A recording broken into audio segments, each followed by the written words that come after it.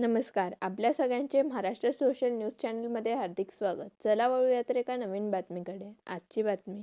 धुळे स्थानिक गुन्हे शाखेने अंतर्गत वादातून हल्ला करण्याच्या तयारीत असलेल्या एका तरुणाला गावठी पिस्तूलसह अटक केली.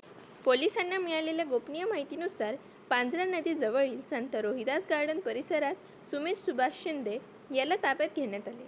आरोपी विरुद्ध देवपूर पोलीस ठाण्यात शस्त्र अधिनियम अंतर्गत गुन्हा दाखल करण्यात आला असून प्राथमिक चौकशीत त्याने मध्य प्रदेशातून पिस्तूल खरेदी केल्याचे समोर आले आहे. आरोपीवर यापूर्वीही गंभीर स्वरूपाचे गुन्हे दाखल आहेत.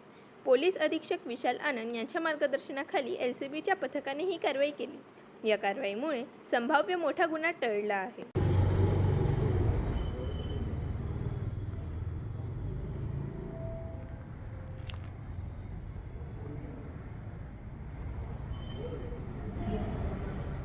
बातमी आवडल्यास चॅनलला लाईक व सबस्क्राईब करा व दररोज अशा नवनवीन बातम्या पाहण्यासाठी चॅनलला फॉलो करा. धन्यवाद.